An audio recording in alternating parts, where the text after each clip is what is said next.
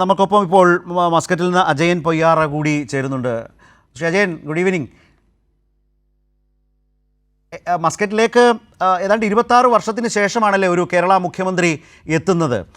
സ്വാഭാവികമായി ഒരു അജയൻ 10 വർഷം ഭരിച്ചൊരു ഭരണാധികാരി വന്ന് നിൽക്കുമ്പോൾ നമുക്കറിയാം ജനങ്ങളിൽ നിന്ന് പല ചോദ്യങ്ങളും വരാം, പല വിമർശനങ്ങളും വരാം.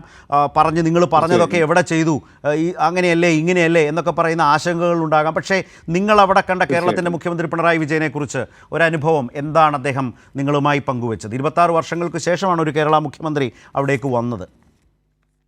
തീർച്ചയായിട്ടും 1999 ശ്രീ സഖാവ് നയനാരാണ് വന്നിരുന്നത്. അതിനുശേഷം 26 വർഷങ്ങൾക്ക് ശേഷമാണ് ആദ്യമായിട്ട് ഇന്ത്യയിലെ ഏതെങ്കിലും ഒരു സംസ്ഥാനത്തിന്റെ മുഖ്യമന്ത്രി ഒമാനിൽ എത്തിയിട്ടില്ല. എത്തിയിരുന്നത് 1999 ശ്രീ നയനാരും പിന്നീട് ഇപ്പോൾ ശ്രീ പിണറായി വിജയൻ. അപ്പോൾ 26 വർഷത്തിന് ശേഷമുള്ള വരവ്, അതിനെ ഈ മസ്കറ്റിലെ അല്ലെങ്കിൽ ഒമാനിലെ സമൂഹം വലിയൊരു രീതിയിലാണ് അതിനെ വരവേറ്റത്. അല്ല, നിങ്ങളൊക്കെ വലിയ അതിഥിപ്രിയരാണ്, അതുകൊണ്ട് ആര് വന്നാലും അങ്ങ് സ്വീകരിക്കുന്നതൊക്കെയാണ് നേരത്തെ എൻ്റെ സുഹൃത്ത് പറഞ്ഞത്, കേട്ട് കാണും. അതെ, തീർച്ചയായിട്ടും. അതായത് ഏകദേശം 20,000-ന് മേലെ ആളുകൾ ആ സദസ്സിലുണ്ടായിരുന്നു. കേരളത്തിൽ ഉണ്ടാകുന്ന രീതിയിലുള്ള വലിയൊരു ജനസമൂഹം അദ്ദേഹത്തെ കേൾക്കാനും അദ്ദേഹത്തെ കാണാനും അദ്ദേഹം പറയുന്നത് ശ്രവിക്കാനും വേണ്ടിയിട്ട് അവിടെ കൂടിയിരുന്നു.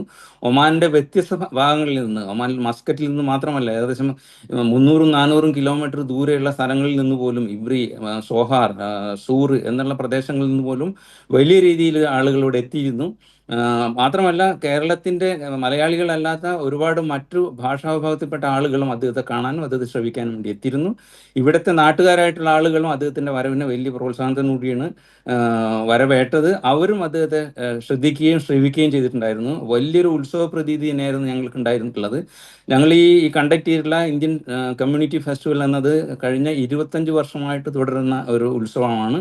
അതിലിത് 16ാമത്തെ വർഷമാണ്. ചില വർഷങ്ങളിൽ നടക്കാതെ പോയിട്ടുണ്ട്. ഈ 16 വർഷങ്ങളിൽ നടന്ന ഈ ഉത്സവ എന്താ പറയുക, വലിയൊരു ഉത്സവ പ്രതീതിയിലുള്ള ആ ഒരു കാര്യത്തിന്റെ ഏറ്റവും വലിയ ഒരു സംഘാടനം കൊണ്ടും ജനപ്രാതിനിധ്യം കൊണ്ടും വലിയൊരു മുന്നേറ്റം ഉണ്ടാക്കിയിട്ടുള്ള ഞാൻ ഒരു കാര്യം കൂടി ചോദിച്ചോട്ടെ. ഇപ്പോൾ പ്രവാസികളെ സംബന്ധിച്ച് ഇപ്പോൾ നിങ്ങളൊക്കെ ഈ ലോകത്തിന്റെ മാറ്റത്തെ കുറെ കൂടി നന്നായി മനസ്സിലാക്കുന്ന ആളുകൾ, അവരുടെ മുമ്പിൽ വന്നിട്ടാണ് കേരളത്തിന്റെ മുഖ്യമന്ത്രി കേരളം എന്താ അങ്ങനെ മാറി ഇങ്ങനെ മാറി ഭയങ്കര മാറ്റമാണ് എന്നൊക്കെ പറയുന്നത്. പക്ഷേ അത് അനുഭവത്തിൽ നിന്ന് നിങ്ങൾക്ക് എത്രമാത്രം അത് സ്വീകാര്യമായി തോന്നി? കേരളത്തിൻ്റെ ഒരു മാറ്റത്തെ സംബന്ധിച്ച് പ്രവാസികൾക്കിടയിൽ വളരെ പോസിറ്റീവായിട്ടുള്ളൊരു ഒരു ഒരു ഫീൽ രൂപപ്പെട്ടിട്ടുണ്ടോ? മുഖ്യമന്ത്രിയുടെ സാന്നിധ്യം അതിനെ കുറെ കൂടി ചടുലമാക്കിയിട്ടുണ്ട്. എന്തായിരുന്നു പൊതുവിൽ ഇപ്പോൾ പ്രവാസികൾക്ക് വേണ്ടിയിട്ടുള്ള ഇടപെടലുകളെക്കുറിച്ചും പ്രവർത്തനങ്ങളെക്കുറിച്ചും മുഖ്യമന്ത്രി പറഞ്ഞാണോ പോയത്, അത് പറയാതെ പോവുകയായിരുന്നു? തീർച്ചയായിട്ടും അദ്ദേഹം ഏകദേശം 1.5 മണിക്കൂർ കൂടുതൽ ജനങ്ങളോട് സംവദിക്കുകയുണ്ടായിരുന്നു. തീർച്ചയായിട്ടും അത് വളരെ വിശദമായിട്ടുള്ള കേരളത്തിന്റെ വളർച്ച, കഴിഞ്ഞ ഒരു 10 വർഷത്തിനിടയ്ക്ക് ഉണ്ടായിട്ടുള്ള മാറ്റങ്ങളെക്കുറിച്ചും വളർച്ചകളെക്കുറിച്ചും കൃത്യമായിട്ട് അടയാളപ്പെടുത്തിക്കൊണ്ടായിരുന്നു അദ്ദേഹത്തിന്റെ ഓരോ വാക്കുകളും പ്രസംഗങ്ങളും തന്നെയല്ല അവിടെ ഇരുന്നിരുന്ന മറ്റു ഭാഷക്കാരെ, അതായത് ഇവിടുത്തെ ഒമാനികളായിട്ടുള്ള ചില വ്യത്യസ്ത എന്താ പറയുക സ്പോൺസർമാരുടെ, ബാങ്കുകളുടെ ഉദ്യോഗസ്ഥർ ഉണ്ടായിരുന്നു. അവർക്ക് പിറ്റേ ദിവസം ഞങ്ങളുടെ ചില പ്രതിനിധികളെ വിളിച്ചുകൊണ്ട് അദ്ദേഹം ഇത്ര വലിയൊരു ചേഞ്ച് കേരളത്തിലേക്ക് കൊണ്ടുവന്നു എന്നുള്ള കാര്യം ഞങ്ങളത് വളരെ ശ്രദ്ധാപൂർവ്വം കേൾക്കുകയായിരുന്നു. അവർക്ക് പോലും ഒരു അത്ഭുതം ഉളവാക്കുന്ന രീതിയിലുള്ള കാര്യങ്ങളാണ് അദ്ദേഹം കാര്യമായിട്ട് വിശദീകരിച്ചത്. അവിടെ കൂടിയിരുന്ന എല്ലാ മലയാളികൾക്കും എല്ലാവർക്കും കൃത്യമായിട്ട് മനസ്സിലായിട്ടുണ്ട് കേരളത്തിന്റെ വളർച്ചയുടെ തോത് എങ്ങനെയാണ് അത് മാറ്റപ്പെട്ടിട്ടുള്ളത് എന്നുള്ള കാര്യം കൃത്യമായിട്ട് അടയാളപ്പെടുത്തിക്കൊണ്ട് തന്നെയാണ് അദ്ദേഹത്തിന്റെ വാക്കുകൾ അദ്ദേഹം നിർത്തിയിരുന്നത്.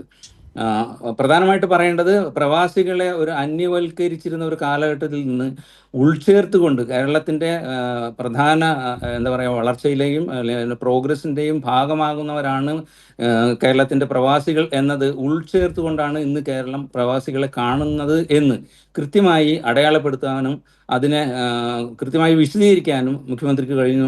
അത് വളരെ വളരെ വളരെ പ്രധാനപ്പെട്ട ഒരു ഫീലാണ് പ്രവാസികളെ സംബന്ധിച്ച്. ഞങ്ങൾ അന്യരല്ല എന്ന് തോന്നുകയും അതിലേക്ക് ഒരു സംസ്ഥാനം തന്നെ, അതിൻ്റെ ഭരണാധികാരി തന്നെ എത്തുന്നു എന്ന് പറയുന്നതിന് ഒരുപാട് സവിശേഷതകളുണ്ട്. നന്ദി ശ്രീ അജയൻ.